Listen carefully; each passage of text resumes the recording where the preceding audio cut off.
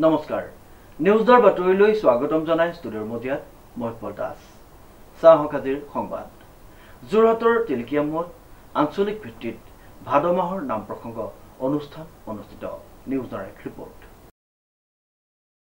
যোৰহাটৰ টিলিকিয়ামৰ লেহেতিয়া ব্ৰাহ্মণ চলিখ গাঁৱৰ বুঢ়ানামঘৰত অনুষ্ঠিত হৈছে নাম প্ৰসংগ অনুষ্ঠান উল্লেখযোগ্য যে পহিলা ভাদৰ পৰা আঞ্চলিক ভিত্তিত ৰাইজৰ সহযোগত অনুষ্ঠিত হোৱা ৩৬তম বাৰ্ষিক নাম প্ৰসংগ অনুষ্ঠানত বোকাখাটৰ শ্ৰী শ্ৰী গুমুঠা মহাৰা সত্ৰৰ সত্ৰাধিকাৰ তথা অসম বৈদিক বৈষ্ণৱ মহাসভাৰ সভাপতি গৌতম গোস্বামীয়ে নামাচাৰ্য হিচাপে উপস্থিত থাকি নাম প্ৰসংগ কৰাৰ লগতে ঘোষাশাস্ত্ৰ পাঠ কৰে বৈদিক বৈষ্ণৱ মহাসভাৰ ৰাজ্যিক সমিতিৰ সাংস্কৃতিক সম্পাদক মাজুলীৰ যতীন বৰাই।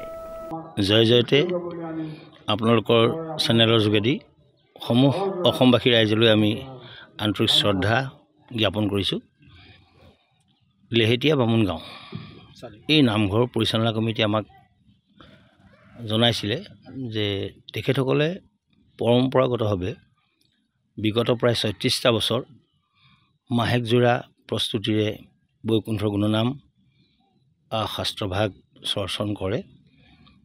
আমাক আজি শুভ দিৱসত ক্ৰীড়া সমস্তই বৈকুণ্ঠ পৰমমংগল নামষাৰ প্ৰভুচৰণত সোধাবলৈ জনালে।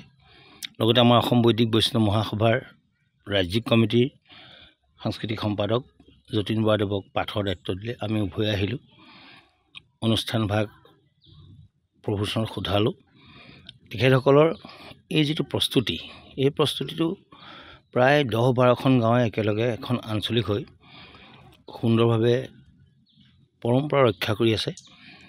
সেইবাবে তেখেতসকললৈ আমাৰ আন্তৰিক শ্ৰদ্ধা জ্ঞাপন কৰিছোঁ। আৰু অনাগত দিনত দুজনা গুৰুৰ নীতি আদৰ্শ যাতে বাস্তৱ ৰূপত ৰূপ দিব পাৰে, ৰূপায়িত কৰিব পাৰে, তেখেতসকলে আমি পুনৰবাৰ শ্ৰদ্ধা জনাই তেখেতসকলক জনাইছোঁ। এই বৰ সুন্দৰ হৈছে অনুষ্ঠানটো কৰিছে। আৰু আমাৰ অসম বৈদিক বৈষ্ণৱ মহাসভাৰ যিহেতু যোৰহাট জিলাৰ সভাপতি মৃদুপৱন গোস্বামীদেৱ, আমাৰ সম্পাদক অৰূপ বৰাদেৱ, তেখেতসকল এই অনুষ্ঠানভাগৰ লগত জড়িত। আৰু অৰূপ বৰাদেৱ বিশেষকৈ এইখন আঞ্চলিকৰে তেখেত সম্পাদকৰ লগতে এইটো পঞ্চায়তৰ তেখেত বৰ্তমান সভাপতি। গতিকে তেখেতসকলৰ প্ৰতিটো কথাতে আমি যিহেতু বৈদিকৰ লগত বৈদিক মহাসভাৰ লগত জড়িত সহযোগিতা ৰাখিবলগীয়া হয়।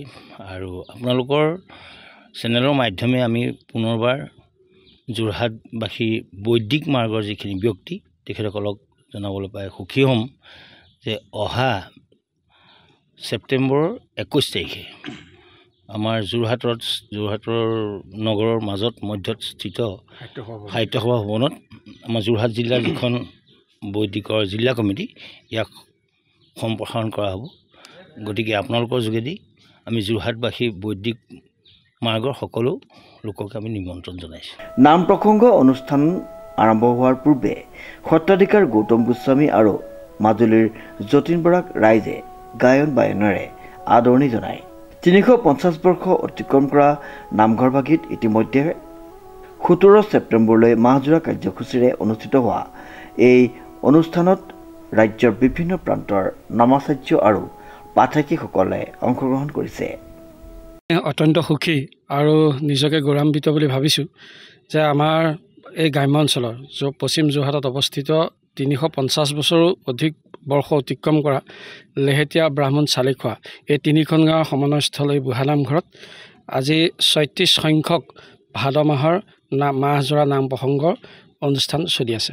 আৰু আজিৰ এই দিনটোৰ কাৰ্যসূচীত আমাক সংগ দিছে অসম বৈদিক বৈষ্ণৱ মহাসভাৰ সন্মানীয় সভাপতি শ্ৰী শ্ৰী গুমুঠা মহাৰা সত্ৰৰ সত্ৰাধিকাৰ গৌতম গোস্বামী প্ৰভুৱে।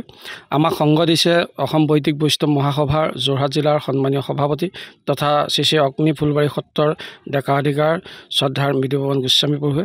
আমাক সংগ দিছে অসম ৰাজ্যিক বৈদিক বৈষ্ণৱ মহাসভাৰ সন্মানীয় সাংস্কৃতিক সম্পাদক যতীন্দ্ৰ বৰা ডাঙৰীয়াই।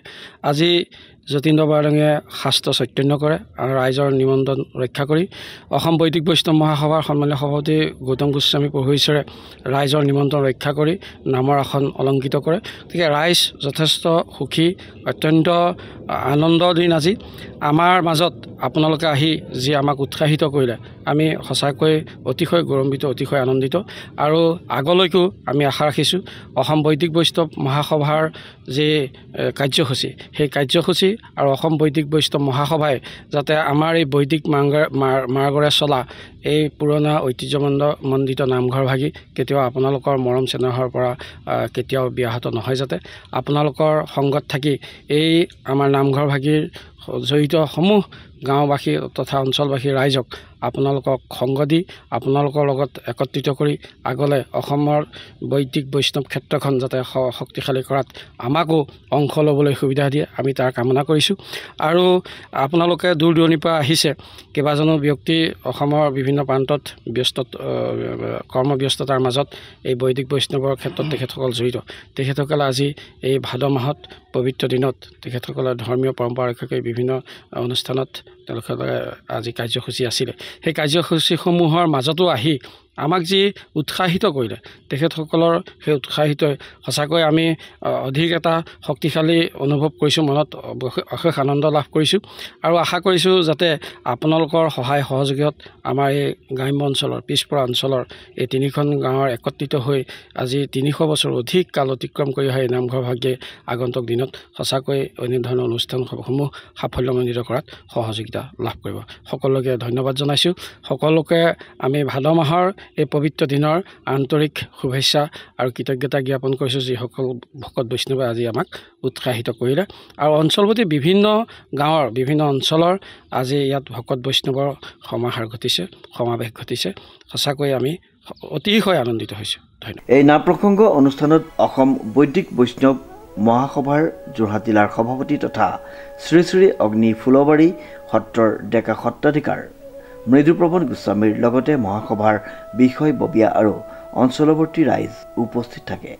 উল্লেখযোগ্য যে মাহজোৰাকৈ অনুষ্ঠিত হোৱা উক্ত নাম প্ৰসংগ অনুষ্ঠানৰ শেষৰ দিনা ধৰ্মীয় বিভিন্ন কাৰ্যসূচীৰ লগতে অঞ্চলৱৰ্তী জ্যেষ্ঠ শিল্পীসকলৰ দ্বাৰা নিশালৈ অন্ধমুনিৰ অভিশাপ সম্বৰ দৈত্যবধ নামৰ নাটকৰ ভাওনা প্ৰদৰ্শিত হ'ব বুলি নামঘৰ পৰিচালনা সমিতিৰ সম্পাদক তথা মহাসভাৰ যোৰহাট জিলাৰ সম্পাদক অৰূপ বৰাই জানিবলৈ দিয়ে। ইফালে এই অনুষ্ঠানতে অসম বৈদিক বৈষ্ণৱ মহাসভাৰ বিষয়ববীয়াসকলক নামঘৰতে বিশেষভাৱে সম্বৰ্ধনা জ্ঞাপন কৰা হয়। প্ৰশান্ত গায়নৰ ৰিপৰ্ট, নিউজ নাও।